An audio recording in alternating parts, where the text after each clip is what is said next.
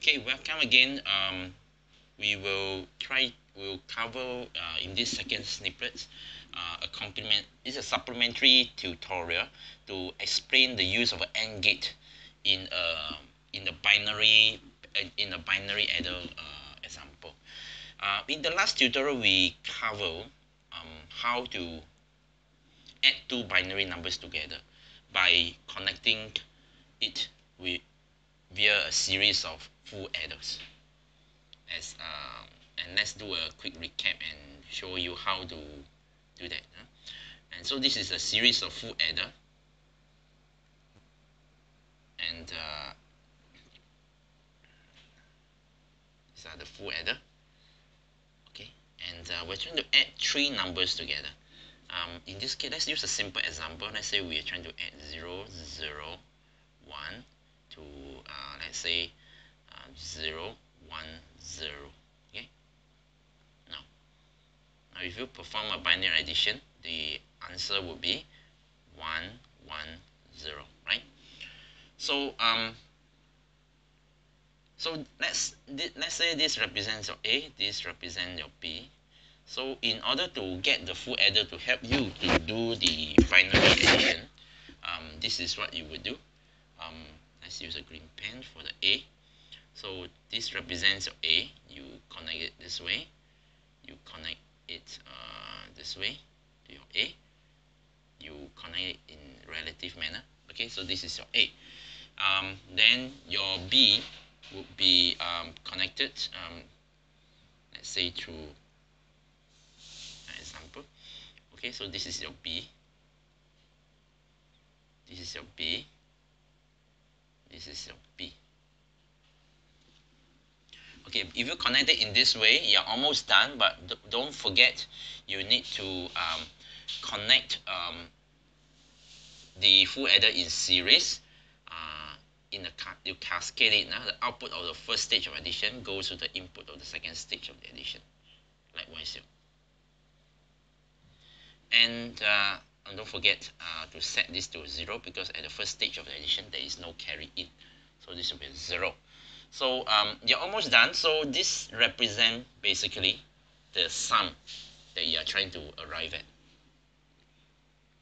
So that is fine, and you can say I have a binary a circuit that helps me perform addition of two binary numbers, and each but the two binary numbers is actually 3 bits in length.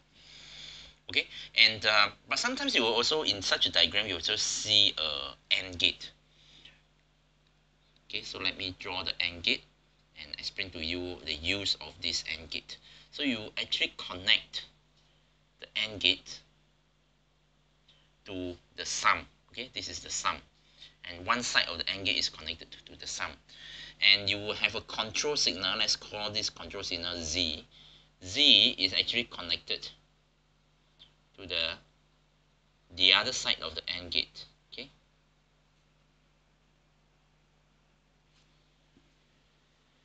and I will explain in a short while how to make use of the control signal Z. To understand this control signal, first of all, you must understand the properties of an AND gate. Recall that for an AND gate, okay, as long as one side of the AND gate is false, the output will always be false. You agree? AND gate can only be true if both inputs are true. If any of the inputs is a 0, then output will be a 0. So that is effectively the purpose of this control signal. So let's take, for example, in a situation where Z is a 0. Okay, Z equals to 0. Okay, what happens? If Z is 0, this will be a 0, this will be a 0, this will be a 0. So when Z is 0, anything ended with a 0, you get the output of a 0. Anything ended with a 0, regardless of what this is, this will always be a 0. Likewise here, anything ended with a 0, output will always be a 0. So this control signal is kind of used to set the output here, the result of the addition, okay, to kind of clear the output, make it to be a value 0, kind of preventing the full adder from presenting the result. Okay, because when it is 0 that time, the output here will always be a 0, regardless of what is the result of the addition here. It doesn't matter, because when anything ended with a 0, output will always be a 0. Let's look at the situation where the output, when the control signal Z is a value of 1. Okay, when Z is 1, value 1, then you've got all this value being a 1. Okay, then let's look at what will be our output. Okay, when you got a value of 1, and the output here would then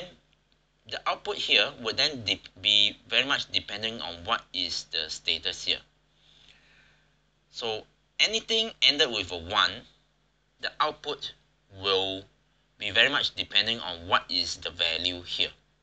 So let's take it for example. Okay, in this result of the addition here, we got the result of 0, 1, 1. So we got the result of 0, 1, 1 here. So let's put it 0, 1, 1. Okay, so let's try. So 1 end with a 1, output you get a 1. Notice that is same. 1 and 1 is the same. 1 end with a 1, output is a 1. Notice that 1 and 1 is the same. 0 end with a 1. Anything end with a 0, we got a 0. 1 end with a 0, output is a 0. Okay, I want you to make this observation here. Okay, the output in this case will be 0, 1, 1, same as what is the result of this addition, 0, 1, 1. Okay, so when Z is a 1, the output here will in fact truly show the output of the addition. If it is 0, 1, 1 here, output will be 0, 1, 1.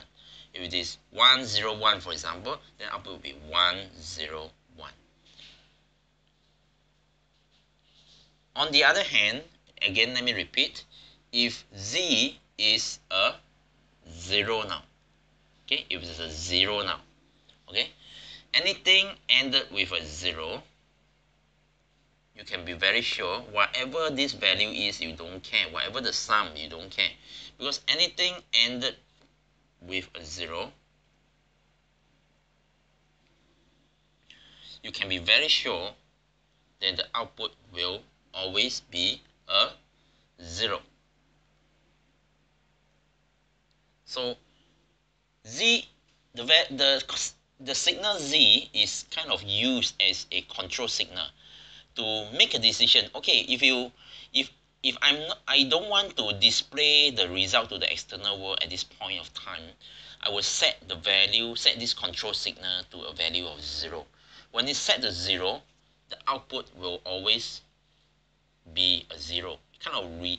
What you're trying to do is kind of clearing the value, setting this value to a constant value of 0, 0, 0, regardless of whatever result of the addition that you may be getting here, because anything ended with a 0 will always be a 0. But on the other hand, let me repeat, if you have a control signal set to 1, then your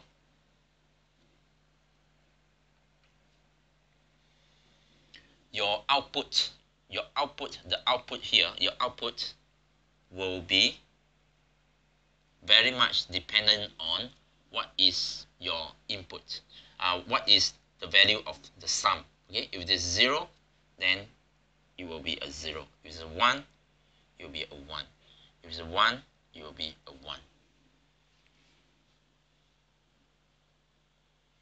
Okay, so this is just to supplement what we have discussed earlier on, where we're just focusing on this part of the addition, But oftentimes you may get a hardware circuitry design, whereby instead of just getting the output directly from the sum here, okay, you may go through some AND gates, okay, to kind of qualify it with some control signal, okay, and the result will only be shown if the control signal is 1, of value 1.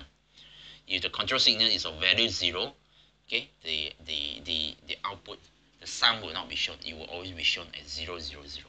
Okay, and this is quite common. You may see in a lot of hardware design, where you use some kind of control signal to kind of control the behavior of what you want to display to the external world. With that, I end my presentation. Thank you.